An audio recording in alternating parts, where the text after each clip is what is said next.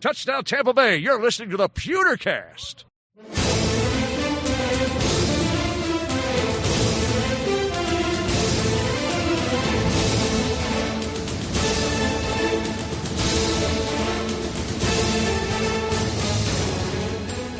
Welcome to the Pewtercast. I am Brent Allen, your host, joined as always by my good friend Ren. I got myself some new gear daxed. Ren, what's going on, buddy?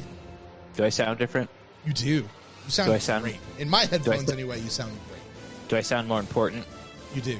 I think so. You sound more like, you know what, to me, and I don't know if anyone else out there is ever going to pick up on this, but you sound more to me like you're sitting in the room with me than I've heard you, I think, ever on this podcast.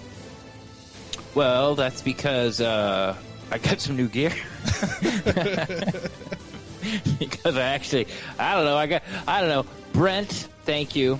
Or I thanked you on Twitter, but I'm going to thank you now. I'm also going to warn you, I'm not getting you anything for Christmas, so thank you for my Christmas gift. Yeah, you sent me a text the other day like, hey, what's your address? And I'm like, I sent it out, and I didn't ask questions. And then you're like, hey, look out for a package. And then it came, and I had a sneaky suspicion because I talked about getting some new headsets, earlier in the year. But, I'm pretty sure once a show this particular year, you've asked me if I was going to make you get a new headset. Did I? I think it's been about, maybe not quite that frequency. But, yeah, it's been, we've talked about it for the year, for sure. So anyway, I open up, I got the, new headset, so I sound different. It goes into this little maroon box that got lights and knobs on it. So I plugged everything in, and here we go. I guess this is more my true sound. Yeah, I think so. And it certainly your gear, the gear that we have here in the studio, in my part of the side of it, it just trying to bring it all better, upgrade the whole situation. So hopefully you guys enjoy the dulcet sounds of Ren Dax as if he was sitting in a room with you, not so processed as it typically is. But anyway, Ren, we're not here to talk about gear and all the behind-the-scenes stuff here with the Pewtercast.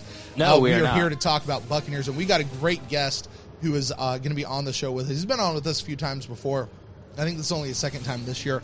Greg Auman of The Athletic is in to talk with us. Pro Bowl selections came out this week. Bucs are on a 4-game win streak. Lots to talk about, but Greg's joining us this week. Yeah, always, he's the best. We just had Pless on, and Pless called him the Merlin, the Wizard, the, whatever high accolade you wanted to pour onto Greg Auman. Pless was like, yep, that's him. It's Auman. Yeah. Like, doesn't matter. Right. Who's King Arthur? Auman is. Who's Merlin? That's Auman. Okay. Who's Guinevere? Yeah. Auman. Best looking too. Yeah, triple threat. Greg. So we got Triple Threat Greg coming off The Athletic. Like you said, we talked about the Pro Bowl. We do talk a little bit about Jameis. We talk about the Texans game coming up. And as always, it's when you get these guys that are experts on the team. It's just a really good conversation that goes about 3 times as long as we expected it to be. Yeah, expect it to, and tell them that it's going to be. Let's jump off like 15 minutes, and then it's 45 minutes later. Yeah. Right. Okay. Right. Well. And this is also, it's a guy who's in the building, and he's around the locker room. He's around certainly the media room, but he's around the coaches and everybody like that. And it's just great to get to hear from that. So, guys, we're talking to Greg Auman today. We're going to catch up with him about the Bucs 4-game win streak, Pro Bowl selections, and all that kind of stuff. Plus, later on, we're going to get to some emails. We got some iTunes reviews to read, and all of that is going to be what's coming your way this week on the Pewtercast.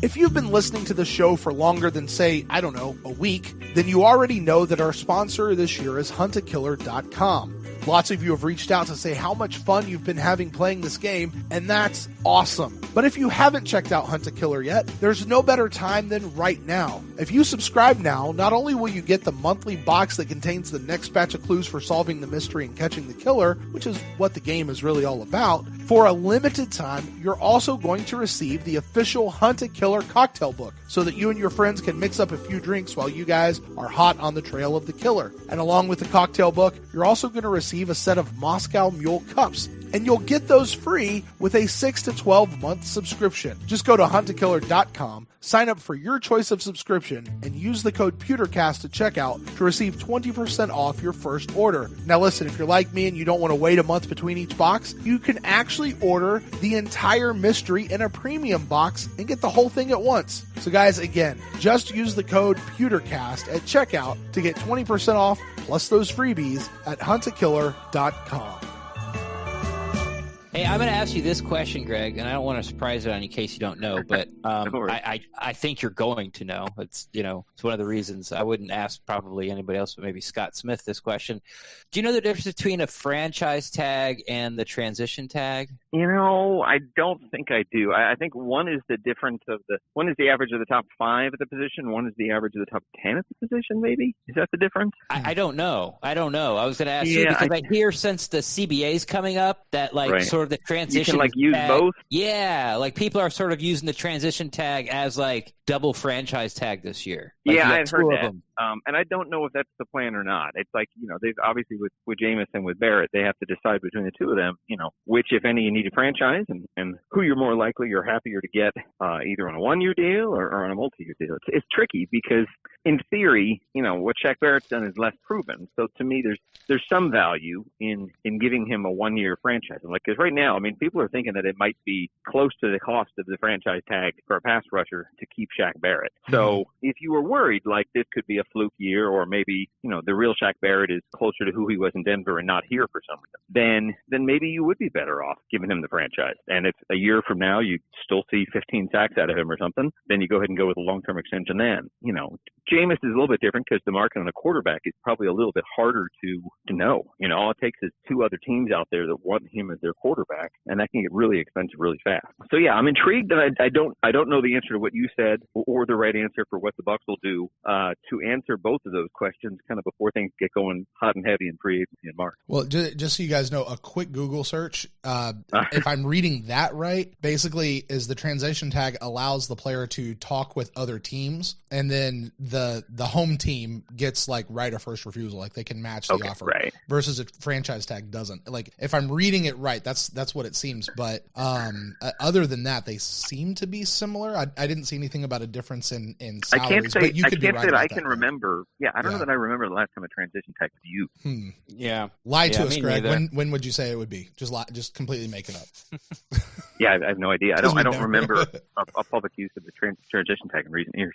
Like I said, franchise, and it's tricky because there's even that issue of whether Barrett would count as a linebacker or a defensive end. It has to do with are you spending more snaps with your hand in the ground or up as a linebacker? And I think he'd be getting the defensive end money, which is higher. I think that's right, but I don't know. It just depends on how they rule things. That's an NFLPA thing, I think.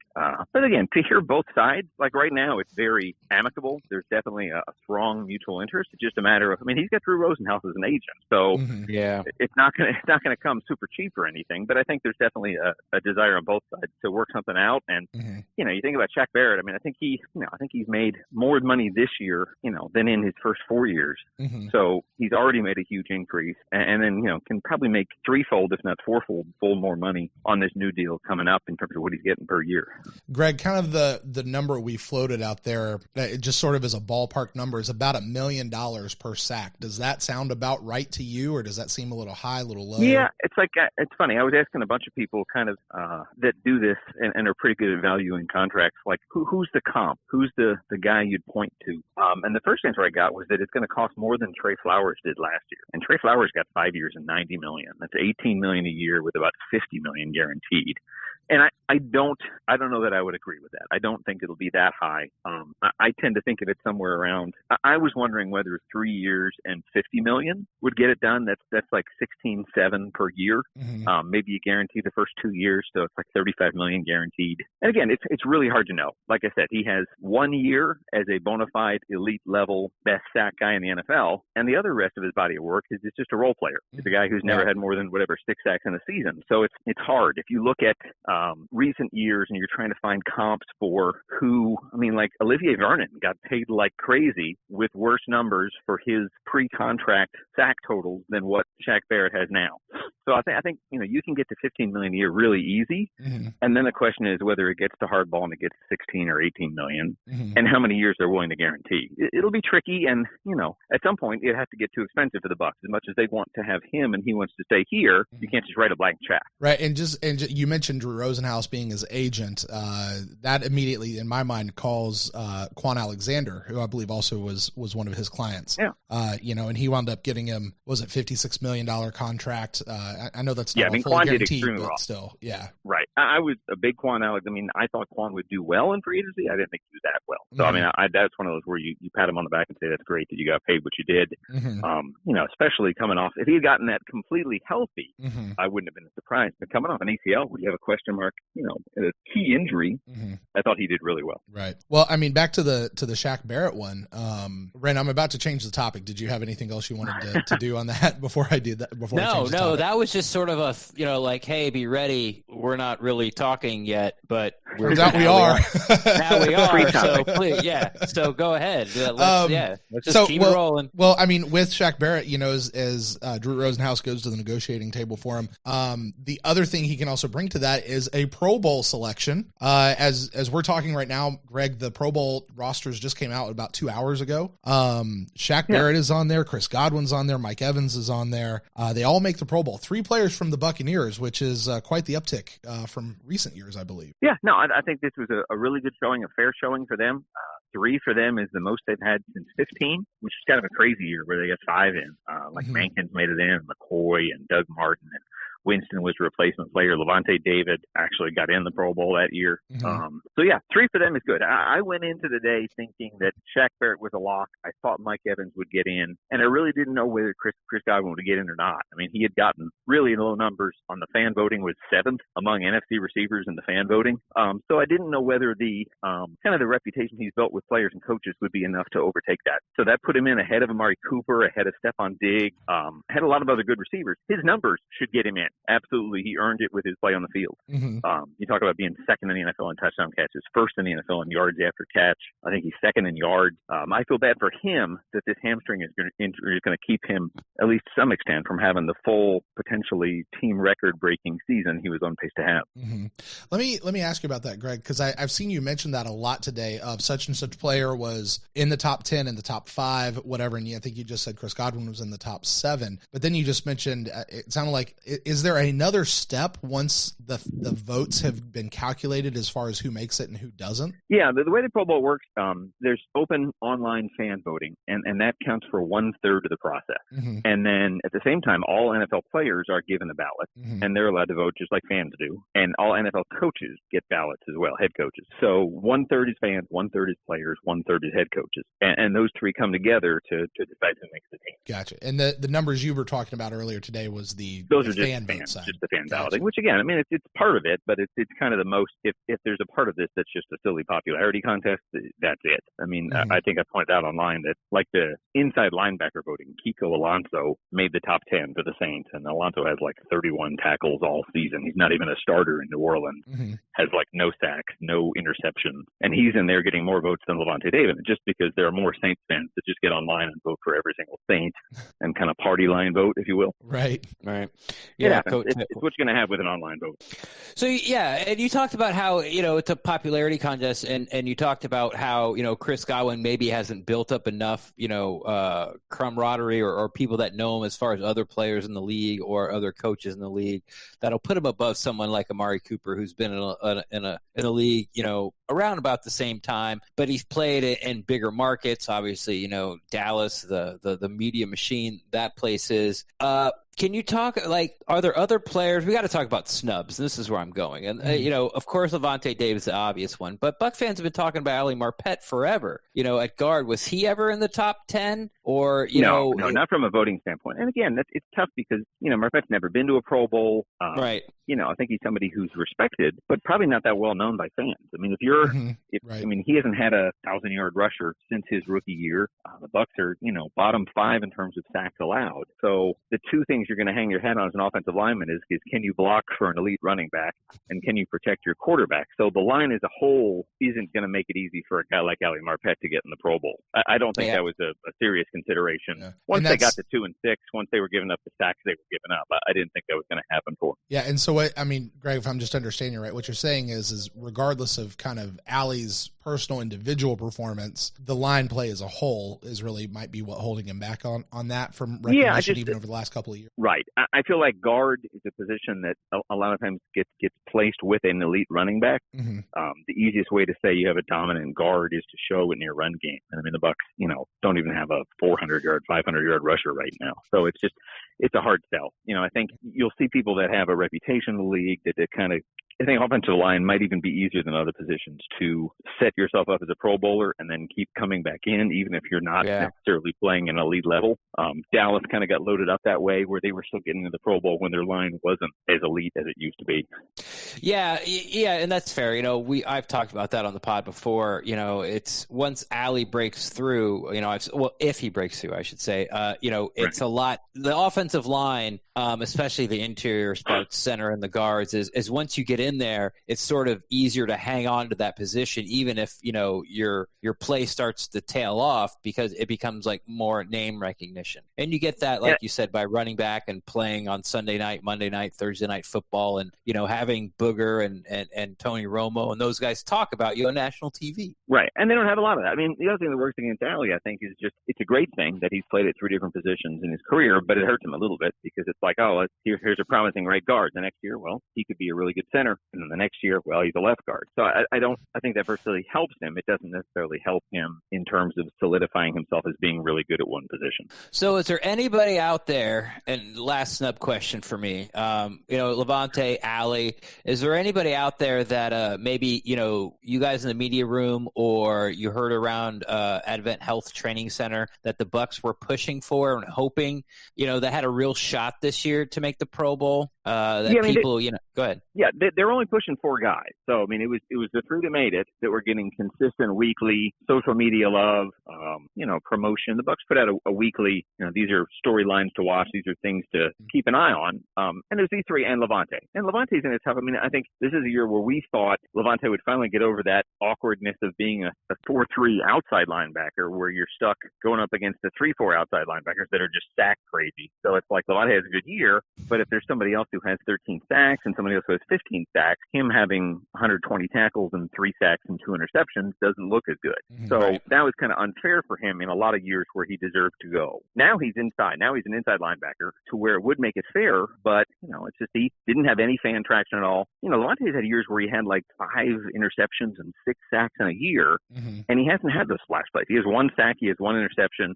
The best stat he has is he has 10 tackles for loss, which is a great stat for a middle linebacker. But, if you look at somebody like, the 2 that got in were the 2 legacies in the NFC. It's Bobby Wagner and Luke Kuechly. I think they've been 5 times and 7 times. So it's kind of, hey, that guy who was really good last time. Luke Kuechly, to me, hasn't had a great year. He had a pick against Winston in London. I think he has 1 other interception all year.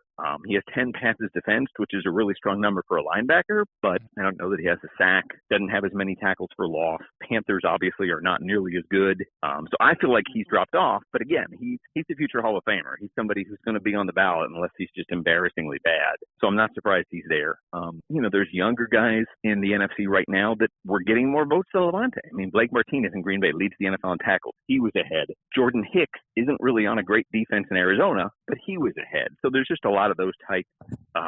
Trying to think who else was ahead of him. Maybe Kendricks in Minnesota. That's a pretty good defense there, so he's ahead. So I don't even know Levante is an alternate right now. I saw 2 different sites that did like top 10 Pro Bowl snubs. Neither had Levante among the picks there. So I think he's just been a little too quiet on a defense that probably gave up a little too much to really be taken seriously nationally. Well, Greg, I got a question about one guy, and he's not one of the 4 that you named that the Bucs were pushing, but he is somebody that I've seen kind of percolate up there, but Vita Vea. I don't know that he's necessarily had had the Pro Bowl year just yet, but I mean, he certainly has had a fun year to watch as a Bucs fan. Yeah, I mean, I asked Bruce Arians yesterday in his presser who he thought were the most compelling Bucs for the Pro Bowl, and I think Vita Vea was the third name he brought up. I think he said maybe the fourth. He said Chris and Mike, and I was kind of intrigued to hear it in that order even.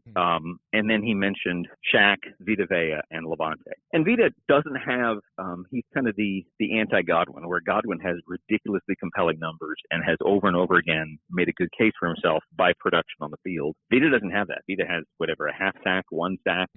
He literally does not have a tackle in the last 3 games. So there's not a lot. If you don't watch him, if you don't know the attention he's drawing and the pressure he's creating, there's not a whole lot in the box score that shows up for Vita Vea. So I would have been impressed if he was. I think Bill Barnwell, who I respect a lot, he would have liked to see Vita Vea on his Pro Bowl ballot. But I don't think there's many people yet to pick up on him. It's one of those where he's had 2 years in the league, has missed a couple games with injuries that have taken him back. But maybe a year from now, this is where we're talking about Vita Vea, having a little bit more success getting to the quarterback. He seems to get so close and have a play or two each week where he blows right past the quarterback and is just not quite shifty enough to adjust a half step when the quarterback does the same. But I would not be surprised a year from now if he's in the Pro Bowl. Greg, when Vita Vea picks up the center and sets him down in the lap of the quarterback, does that count as a sack? Right. I mean, that's the thing. Vita Vea, probably more than anybody else, maybe Jensen will do this, where there's these 2 plays that you don't even necessarily notice during the game. And when people go back on the coach's film on the All-22, there's a ridiculously physically dominant play where he just, destroys somebody. And he just needs more of those, or needs to have those where it turns into a fumble or it turns into a big splash play. Because just dominating your opponent on a play is something you maybe don't even notice on TV during a game. Right. I get that. All right, enough of the Pro Bowl. Let's get to the Bucs, their season, the game coming up. Now, I'm going to start with a question that I've been throwing out in social media, it feels like, for 3 weeks now. I haven't got an answer from anybody. I've tried your colleague Rick Stroud twice. We'll see if he answers it. Didn't answer it last mailbag. We'll see if he answers this mailbag. I don't know. Maybe I'm being blackballed. Don't care. What I'm seeing is the Bucs had the big lead against the Giants. Came back, Giants obviously came back and won that game. They had the big lead against the Jaguars. The Jaguars were at the 3-yard line going in to tie the score. Bucs had the big lead against, who did we just play? Sorry, not the Colts. Lions, that's okay. Lions, thank you. Yeah. Big lead against the Lions. They're up 21-3. And then the Lions are on their half of the field, or our half of the field, across the 50, about to go in to tie up the game. The Jaguars in the Lions game, Sean Murphy-Bunting made a pick, took one all the way back. But with these big leads, and you watch other teams in the league, like, game's over, Right. But there's this consistency of the teams coming back. Now, if you can only point one finger, because I understand it's probably a little bit of both, but you can only point one finger. Do you point the finger at the offense, because the style of Bruce Arians' offense that, depends on these chunk plays, aren't personnel-wise aren't set up to grind out the clock, shorten the game, give the other team fewer possessions? Or is it the defense who, ultimately you're the one letting them score points and get back into the game? Like, is it the offensive philosophy, or is it just, hey, the defense needs to play a little better? Yeah, I mean, it's both. That's the cop-out answer, but it's both. There's a couple things that work there. One, I felt like, the dominance early was ridiculous. I think it was 314-2 in yards, like 5 minutes into the second quarter. 314-2. Somebody pointed out, Winston had more touchdown passes than David Blau had completions at one point. So again, it's the easy thing is when it's 21-0 to kind of take your foot off the gas a little bit, and you don't want them to do that, but you stop. You're less likely to make the throws that are risk throws, that are interception throws. And then the problem they had Sunday is that he just didn't run the ball at all. They had 27 carries for 47 yards, I think.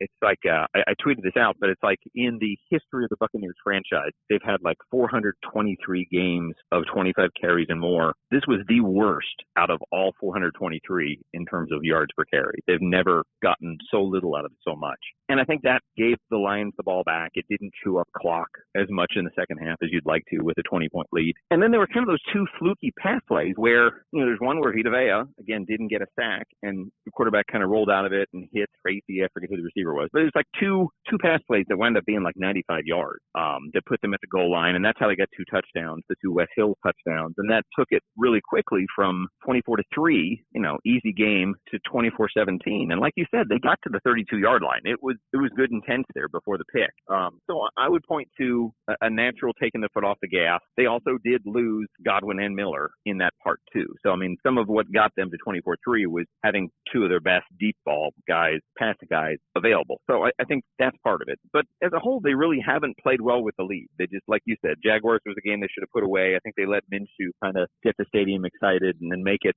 closer to a game. I mean, it was still a 2-score game. They were at the goal line trying to make it a 1-score game. So it wasn't quite as tight as the Lions game ended up. But yeah, I don't know they have that much experience in what they do up 20. Everybody talks about, just put your foot on their throat, finish it off. And they need to learn to do that. It's nice that they've had 4 in a row. They've been in victory formation 4 weeks in a row. But yeah, they can make it more impressive if they're holding on to that big lead better than they did. I mean, they ended up winning by 21 Sunday, so they got it done, but it took that crazy pick six to do it. Right. Well, Greg, let me ask you about that. You're talking about they've just won 4 in a row. What do you guys make of that there in the media room? And then also, you guys are there in the locker room, you're around the building. I don't know that we've actually talked to somebody who's been there in the building here in the last couple of weeks. So what's it like there now, 4 in a row? Yeah, I mean, it's much different. I mean, again, it's weird to have a team that has a 4-game losing streak and a 4-game win streak in the same year, but they've done that.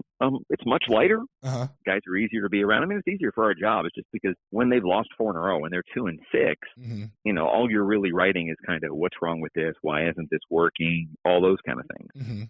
And you don't get to write the fun stuff, the silly stuff, the sidebar-ish stuff. So no, I think they're enjoying it. I mean, there are guys in this locker room. I mean, 16, they had a 5-game win streak to go from whatever it was, 3-5 to 8-5, and really put themselves in position for a playoff berth. And that was what's different about this streak. But here, I just think it's them.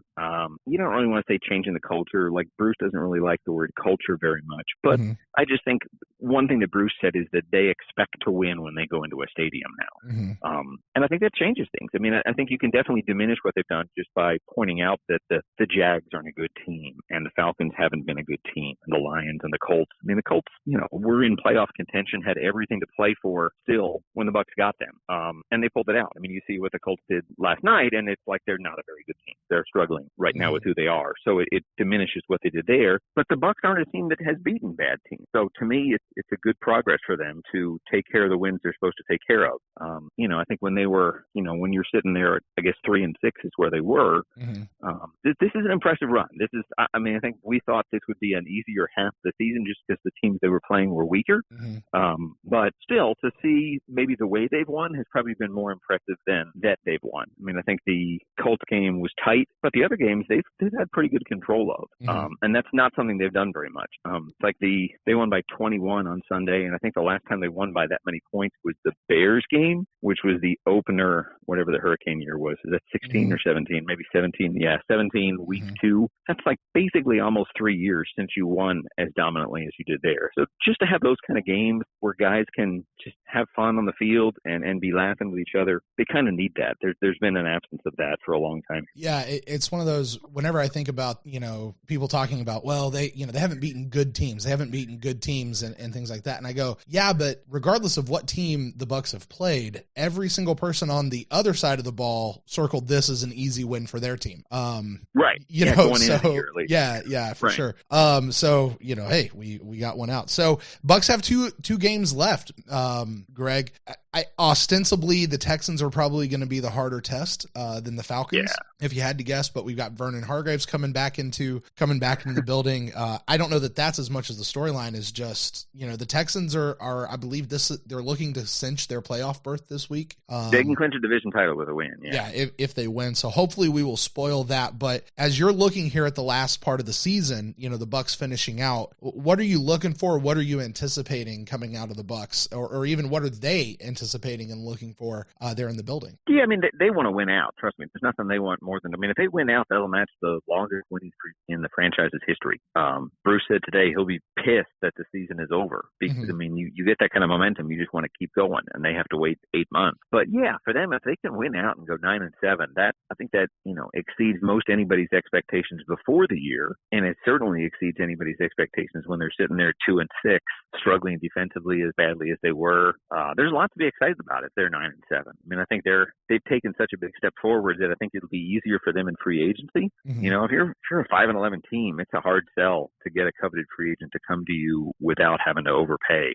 Or maybe you need some kind of connection where there's a guy he knows on the team that he's played with or played for. If you're 9-7, I mean, this division, Carolina's in a bit of disarray right now. Atlanta might have a coaching change. They've been so up and down. They can make a pretty good case for being the second best team in this division if they just win maybe one of their next two. I mean, it's like for them not to be second in the division, they'd have to lose out, and either Carolina or Atlanta would have to win out. So they haven't been in that spot in a long time. I mean, I think it's 7 of the last 8 years they've finished fourth. They've been last. So anything that's not last is a big step forward. I think I get where you have people that want them tanking for draft picks because they were picking, when this win streak started, they were picking sixth. If you're picking sixth, you might be able to get a top 3 quarterback. You might be able to have somebody slide to you that's ridiculously talented and falls to you because the quarterbacks are going high. Now they're picking like 16th or 17th. It's a whole different deal. I mean, that's O.J. Howard territory where, you're going to get a good player, but it's not going to be a Devin White game-changing player at 17 most likely. So it's nice that way because they don't want to be picking in the top 5. Nobody wants to consistently be picking that high. It's great to get the talent, but this is where they want to be. This is a big step in getting back to where they want to be, even if it's not in the playoffs this year. All right, before we let you go, we got to talk about the guy. We got to talk about Jameis Winston. I am not going to ask you if he's coming back or not. Quite frankly, we do not talk about that on this podcast anymore. You put a moratorium on it, Greg. Yeah, we'll forget it. We'll talk about it. You have all of January and February to talk about that. Exactly. Yeah, exactly. So, but there is something different about Jameis, during this win streak, resilience maybe. People are trying to say like, oh, he's a snap and clear guy, but that hasn't always necessarily been the case with the most recent, example being the Carolina-London game. You can say snap and clear, but it obviously bothered him, and then you can go back to the Bengals game last year where he had maybe it was 2 years ago. Last year where he had a complete meltdown in Cincinnati. I mean, complete and utter meltdown. It looked like on his face, like he didn't think he was ever going to play quarterback in the NFL again. Now you bring in Bruce Arians, there's sort of this attitude change, towards Jameis Winston. You can believe that or not, but he's a different guy. Like when he makes mistakes, it affects him differently and it's affecting the team differently. Like talk about that and sort of what's the difference between Jameis the first 4 years and Jameis now? Because there's a marked difference. And I've heard a little talk. I know I don't say I started it, but I did mention that, hey, if Jameis didn't have these interceptions, he's an MVP candidate. And then I heard something Rich Eisen talk about the same thing today. There's a clip going around on Twitter. So it's almost baffling to me that people are still sort of on the fence what to do with this guy. But talk about, since Brent's giving me the wrap it up question signal. Yes, I'm going for it. I'm trying.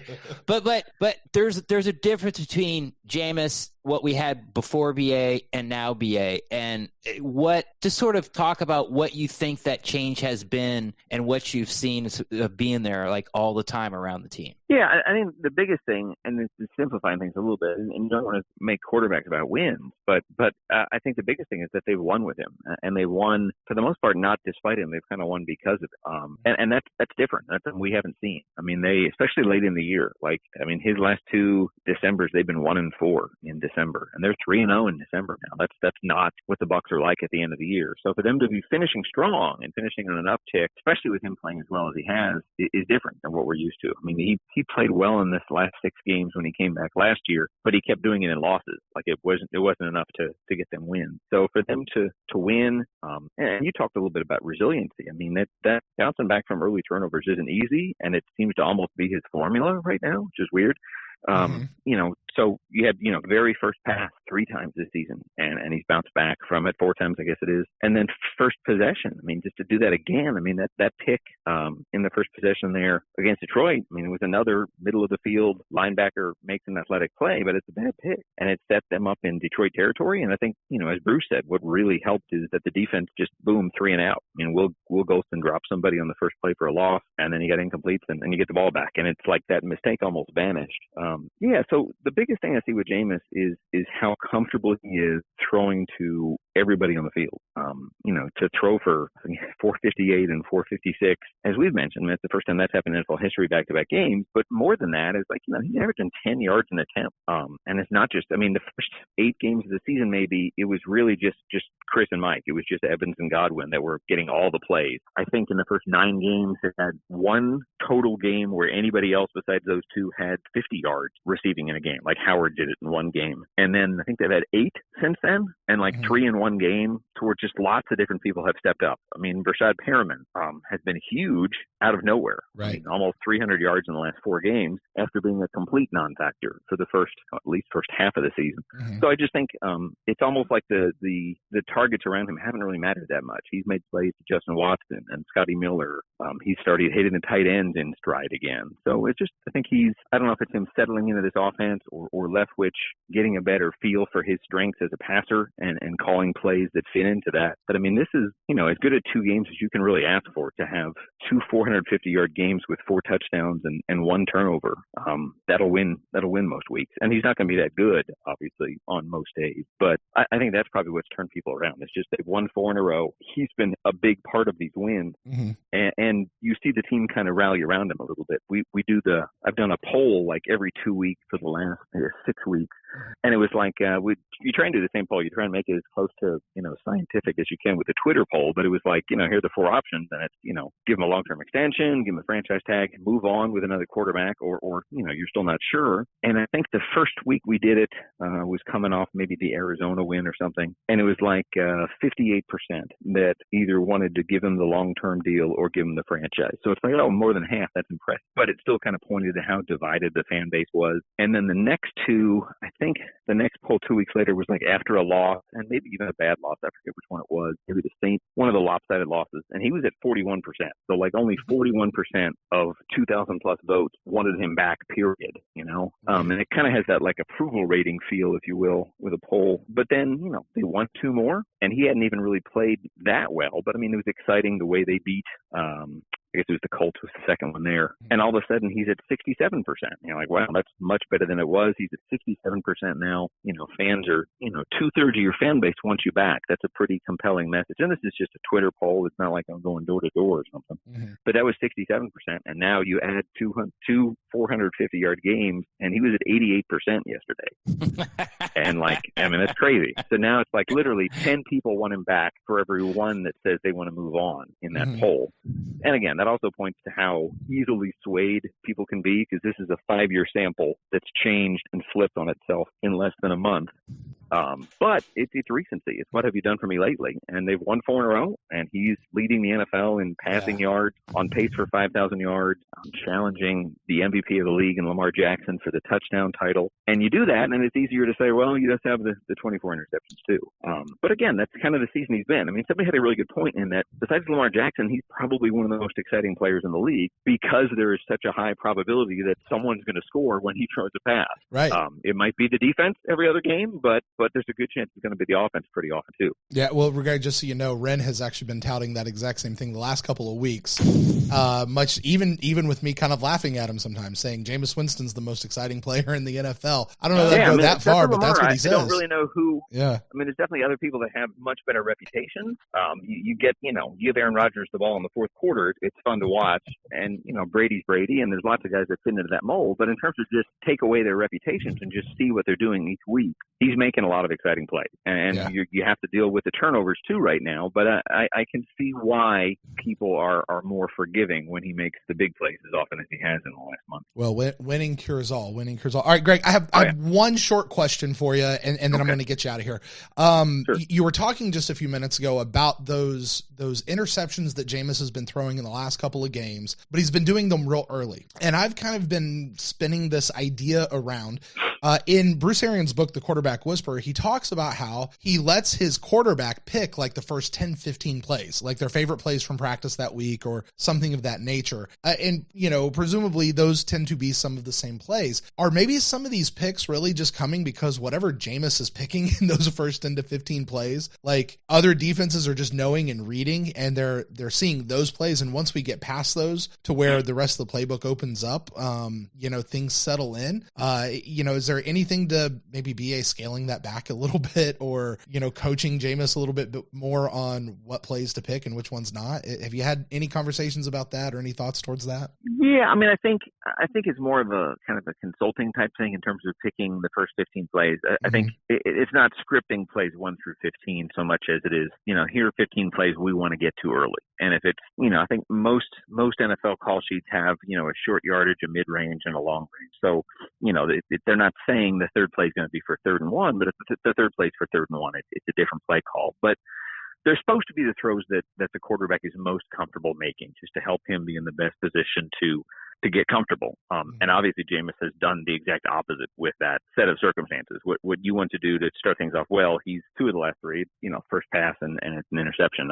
We were joking in the press box Sunday that you should just drop back and dirt it, just spike it on first down, just to get that first pass attempt out of the way without an interception, and then do what you have to on 2nd and 10.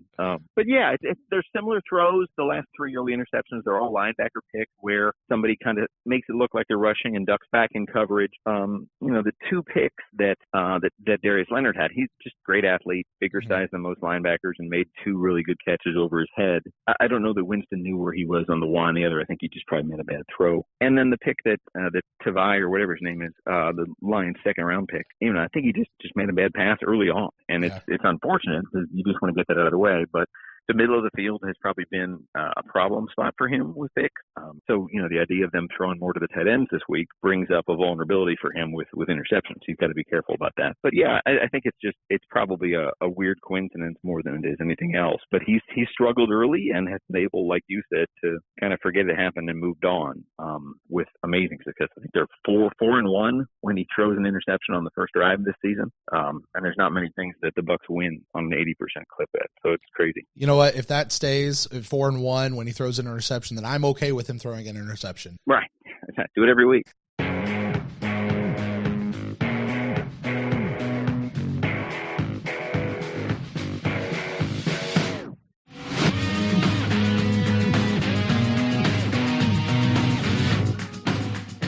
Well, that was Greg Auman of The Athletic. Ren, always fun to get Greg back on the show, but man, he had some stuff to tell us there that I thought was rather interesting coming out here about the Pro Bowl.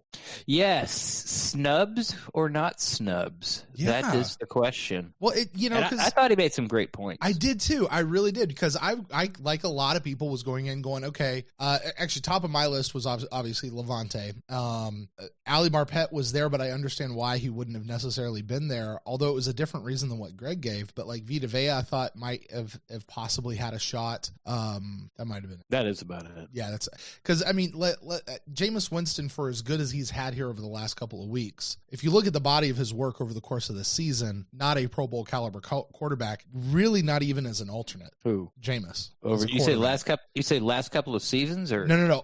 No, when you look at the body of his work over this season, not just the last couple of games. Yeah, he has not had a Pro Bowl season. You're out of your mind. You don't think so? He's number 1 in passing yards. He's number 2 in completions. He's number 2 in touchdowns. I mean, what do you want? The huge negative is obviously, yes, he throws a lot of interception. Yeah. But if you're going to throw for 5,000 yards, you're going to throw some damn interceptions, right?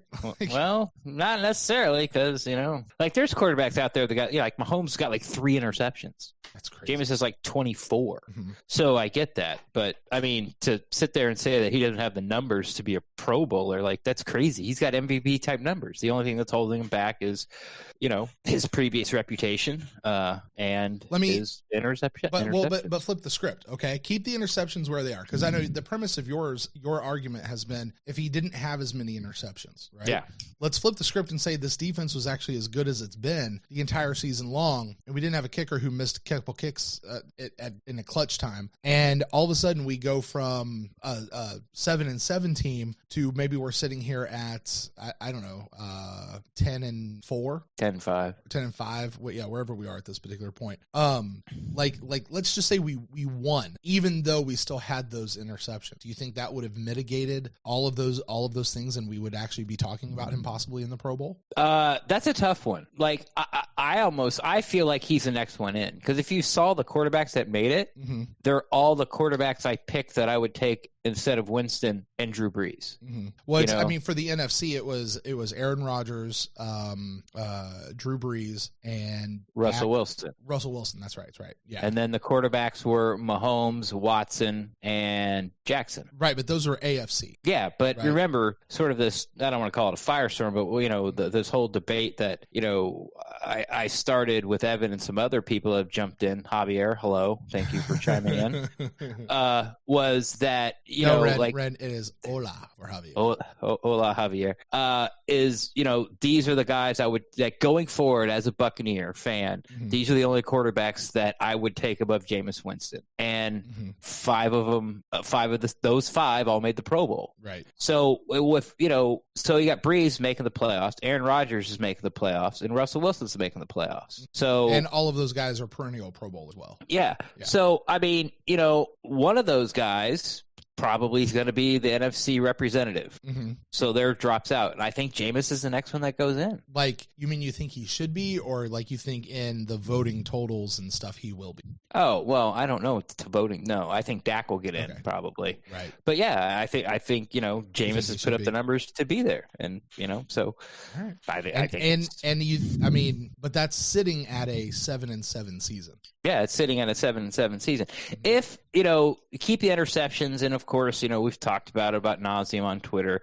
Gay makes the kick. The refs don't call that play dead in Tennessee, and we end up winning that game. And we are sitting at 10-5 with 2 to play. I think Jameis Winston, with the numbers that we have, would be in the conversation, but it would still go to Jackson. It'd be like, who's the MVP? Well, it's Lamar Jackson. Okay, who else should get consideration? I think Jameis would be like the next guy out there because he's first or second in all the other categories that matter. Man, it's one of those things where you just sit back and I wanted to say this so many times during Greg's conversation, but I didn't want to interrupt him. Winning cures all. Winning covers a multitude of sins. And I have said often this year, but more so in the past few years or the past few games, I can live with the interception as long as we win the game. Because the team can overcome. The team can overcome. I mean, and I know everybody would say that, right? Yeah, do whatever the hell you want as long as we win. I don't care.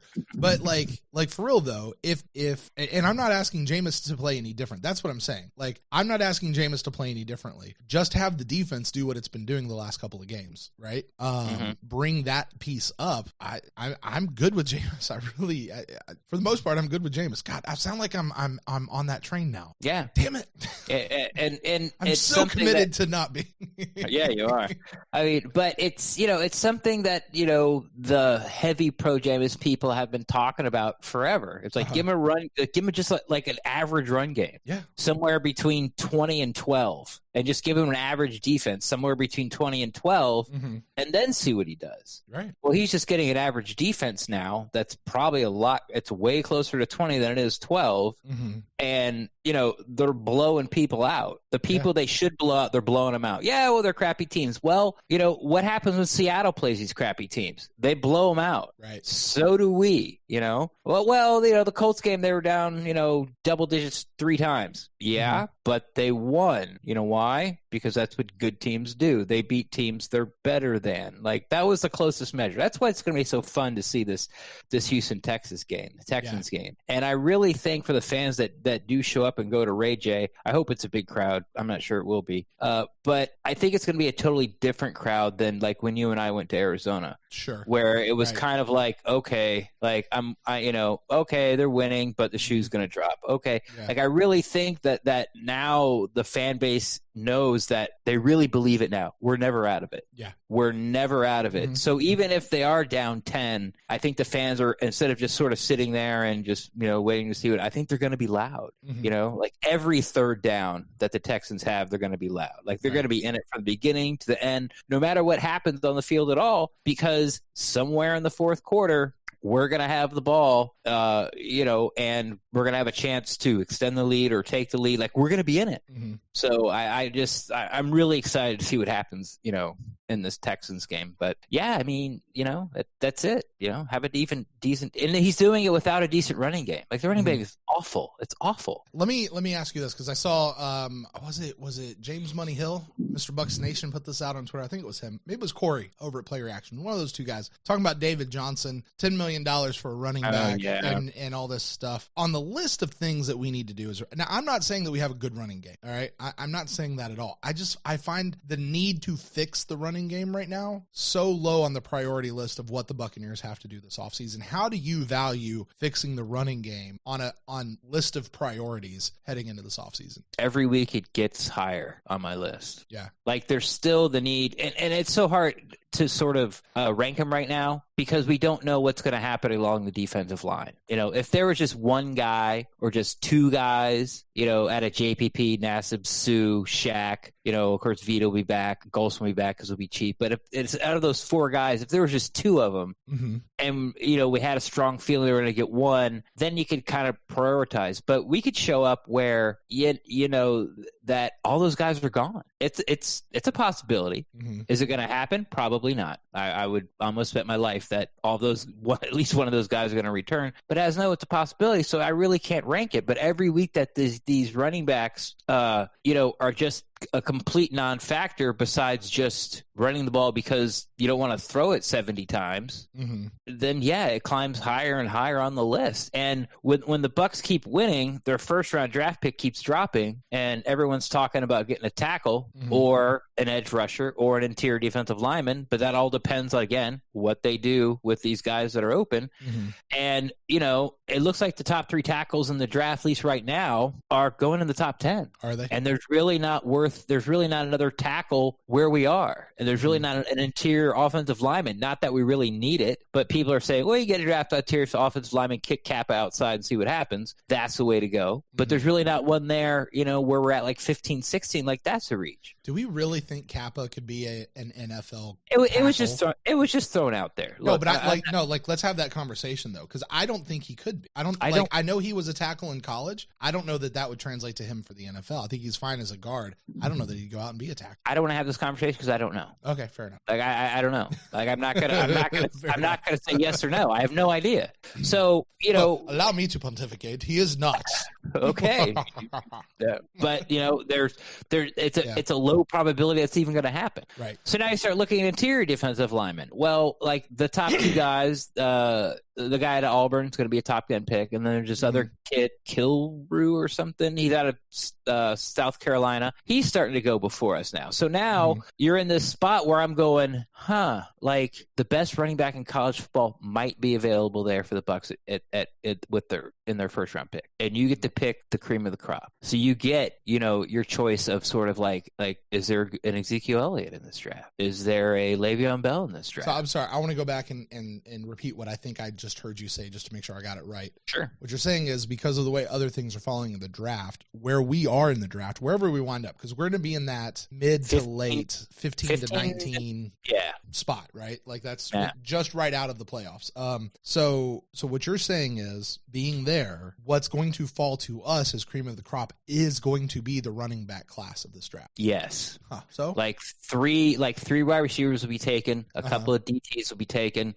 I haven't really looked too deeply into the edge, because that could be a place that we go depending again on what we do in free agency and who we can sign. Right. And or keep, but there's going to be a couple of edges gone, So and then, like I said, where we are, there's really not an interior guy that's worth that pick. There's not a tackle that's worth that pick. So you start thinking, okay, well, and Jason Light does this. He has taken the best player available, not necessarily that it meets biggest need, such as OJ Howard. Like that was not a biggest need. He was definitely a great pick at where we got him. He fell to us. Everyone was happy with it. Sure. Okay. Even So if he's not had the most stellar season this year, right, still a good pick. It doesn't mean it was a bad pick. Yeah. Yeah. And something that, the draft dudes say, which is Kyle and Joe, don't let having good players keep you from drafting great players. That's a good word. Yeah. That'll preach. And you've got the all-time leading rusher, I think, in college, the kid out of Wisconsin. His name's eluding me right now. He's coming out. You got ATN at Clemson coming out. And I'm sure there's other guys that are just slipping my mind. Like, I think the all-time rushing leader at Ohio State Dobbins, I believe it is. I think he's coming out. I mean, there's Ohio State have running backs galore, like going back to Minnesota with Rob Smith, Eddie George. Of course, you got Ezekiel Elliott. I know I'm missing some in between sort of the Eddie George, Ezekiel Elliott phase that have come out and played well. Robert Smith, I guess I should say to clarify. But, this guy coming out has more rushing yards than all of them. So taking your running back in the first round is something I'm sort of playing around with. Interesting. So, yeah. Interesting. Because it needs an upgrade. It just does. I don't disagree with you there. But, to be fair, though, by the time we get to the draft, in order of priority of stuff that needs to happen on this team, we will have re-signed our impending free agents. We will have signed new free agents. Right. So, all of that stuff will have been decided. So once we get to that spot, and by the way, I'd much rather draft a guy and pay the rookie draft cost as opposed to bringing in an aging veteran who's going to cost a crap ton of money. Yeah, I guess I never really addressed that. Here's the thing that with David Johnson, he's supposed to make like $10 million next year. He's not going to make it. And people sort of on Twitter are like, oh, we should I don't know if we should trade for. That's not going to happen. It's what's going to happen is he's benched right now. The Cardinals are going to cut him because they don't want to pay him $10 million. Right. So that makes his contract null and void. So it makes sense for a guy that was, the first overall draft pick for like 3 years in a row in fantasy football a couple of years ago, to come to his old coach where, oh, by the way, that was the guy he was, when he had his best years, extraordinary years at running back, is now our head coach. I mean, it makes perfect sense, but is he an upgrade from Peyton Barber? Probably. I don't watch a lot of, Cardinals games, obviously, but Peyton Barber is extraordinarily average. Yes. He has regressed this year. It's time to move on from Peyton. I like him. I like what he brings, but he's just a guy, and he's proven it. He's proven it for the past couple years. He's just a guy. Doesn't have the speed, doesn't have the power. Yeah, he's not going to 2-yard loss, but he's also not going to get a 7-yard gain either, and he sure as hell is not taken to the house. Rojo was so terrible last year and then got off to an okay start. We're like, oh, yeah, great. Like, hey, let's start him, get him the ball. And I'm sure there's still a part of me that feels like just quit giving the ball to Peyton. And just let Rojo take it. And give just him let 20 Rojo touches. And see what happens. Right. Because we ran it, what was it, 25 times this last game or something like that? You split that between the guys. Give all those 25 to Peyton. And they were split. It was like 13 to 12. Right. Like it was perfectly split. And so there's and the other one was like Jameis. Jameis didn't run. Quarterback sneak, right? That's oh yeah. That's I guess run, right? Yeah. But he didn't run because of his. My thinking is because of his hand, and that's why sort of our yards per average were so bad. Like Jameis has been bailing out the yards per average running, or even total yards per game every week. Like he's getting somewhere between 30 and 50 yards a week, and that just sort of boosts the average. And we're still not breaking 100, by the way. So like Peyton's extraordinary average. Either we got to. I want to find out what we have in Ronald Jones. Just give him the ball, and I'm sure they have a plan for him. Like they know this, they see it, they have a plan for him. But bring in a David Johnson, sure. But I'm also not against going and getting the number one uno. If he's the best player on your board, you need a running back. You do. Is it the big need at the time? Probably not. Tackle will be. Right. But you want the fourth best tackle at 19? Who it is, I guess, or what how they evaluate the guy, right? Like, and all this is going to change. And when the draft season starts, there's going to be guys that I've never heard of that people they're going to come out of nowhere with combines and pro days and all this stuff. And when the serious grinding of watching these guys comes out, and the people that do this for a living and watch like 400, 500 prospects, and these names, like I had no idea who Dalton Reisner was this time last year, but I wanted him real bad by draft time.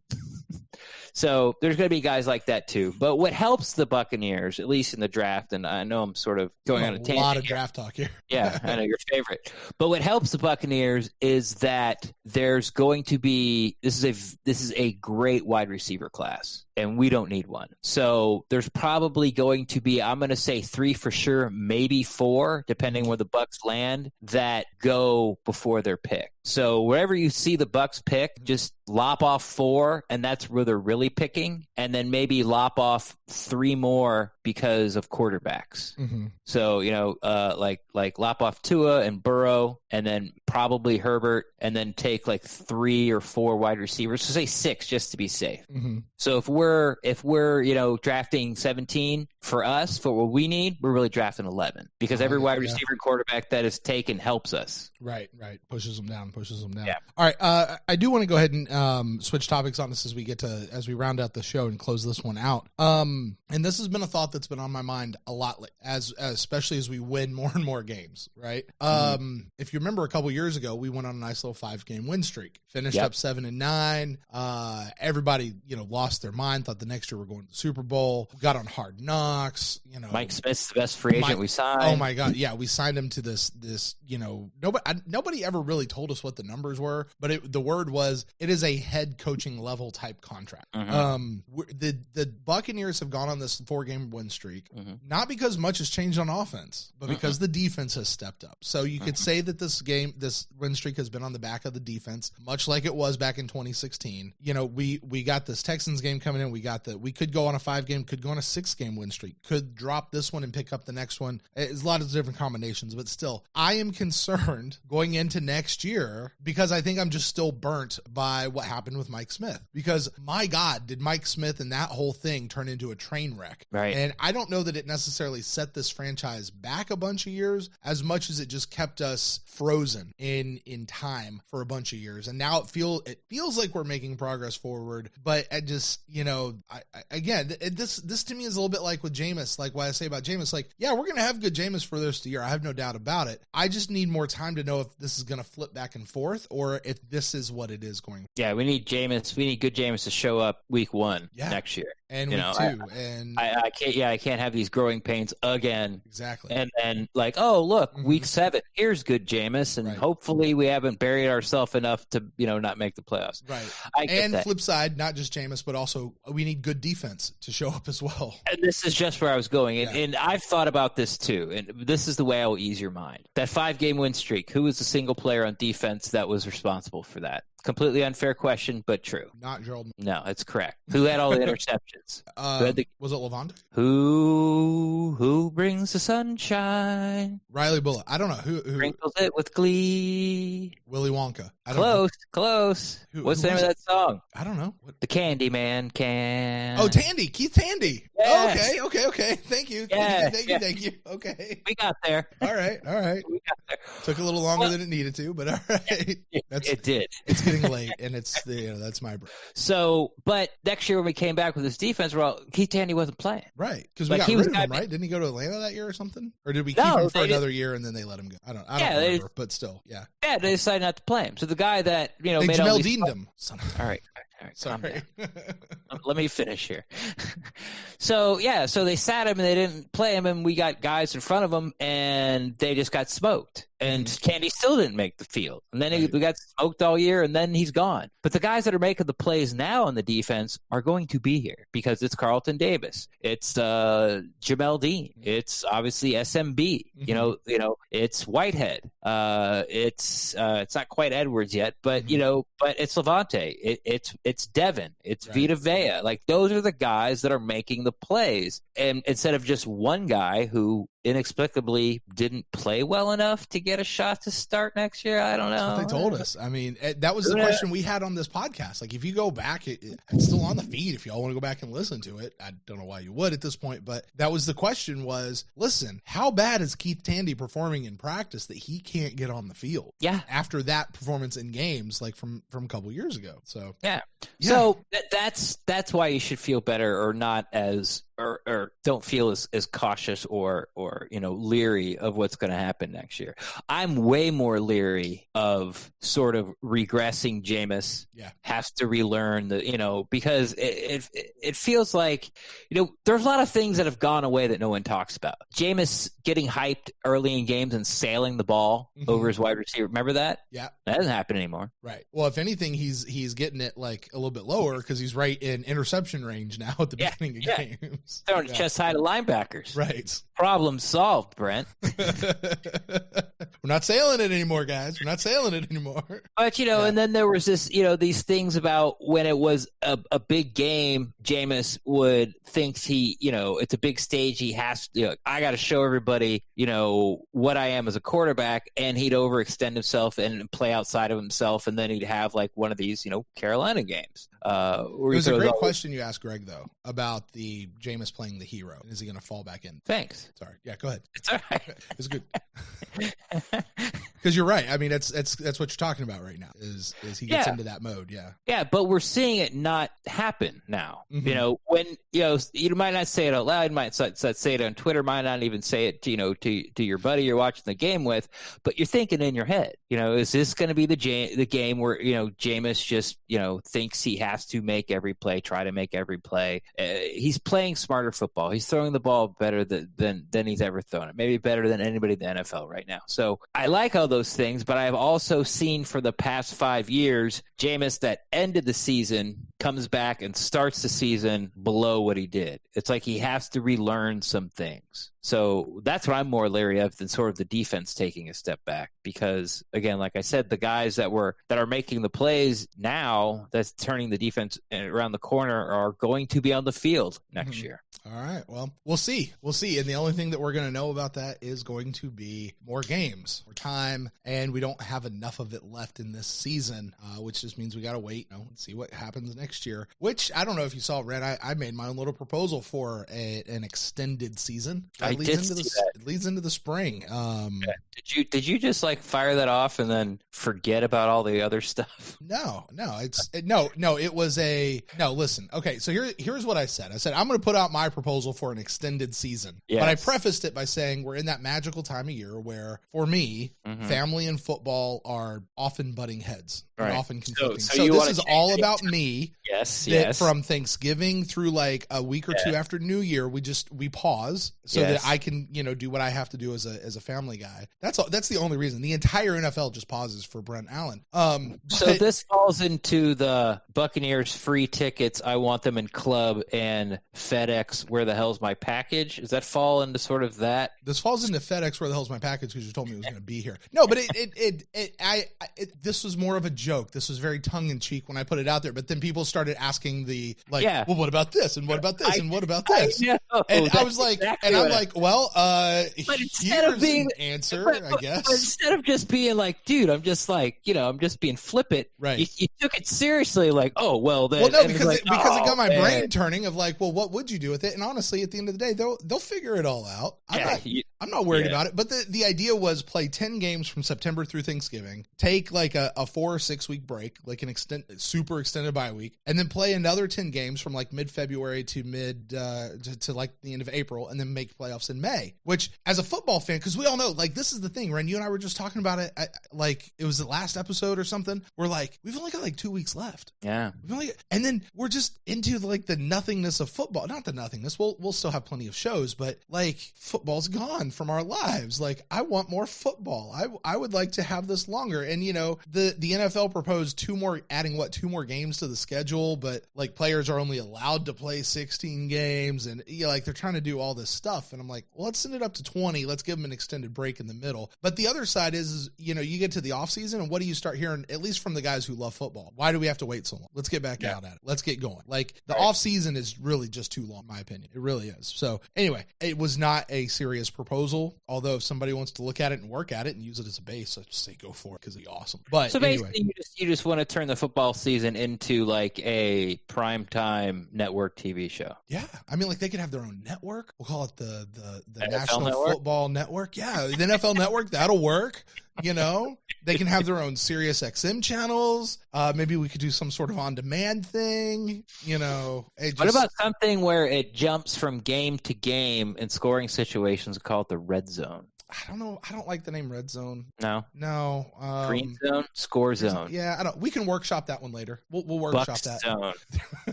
But anyway, why did I bring all this up? I've totally Danger forget. Zone. Yeah, I don't know. I had a point in bringing this up, and I don't remember what it is. It doesn't matter. But anyway, you were talking about how you're changing. I don't know. Yeah, I don't remember either. Yeah, I don't remember. Anyway, it was a fun discussion. If anybody wants to tell me how crazy I am for that, or see the full plan of what the NFL calendar year would look like, feel free to go back in the Pewtercast Twitter feed and discover that. But Ren, why don't we go ahead and just wrap up this show, man? I think we've gone off the rails enough. We've got another show coming out here, guys, for you in just a couple of days. That's going to be our inbox show. We've got some Apple Podcast reviews we're going to read. We got a couple new ones this week, Ren. We've got some emails from our fellow listeners out there who are, chiming in with their final thoughts, maybe some people who didn't get to call in during the instant cast. So you guys be on the lookout for that. And then obviously we'll have our Buck in the News show, maybe coming out a day early. I'm still not sure what the schedule this week looks like. I haven't been able to find it. I was looking for it. I couldn't find it. But it may come out a day early, may not. I don't know. But the game is Saturday, not Sunday. So we'll see what we've got going on there. So you guys stay on the lookout for that. But Ren, why don't you tell the folks where they can find you on the internet? Best place to find me is on Twitter at RenDax. That's REN_DAXT.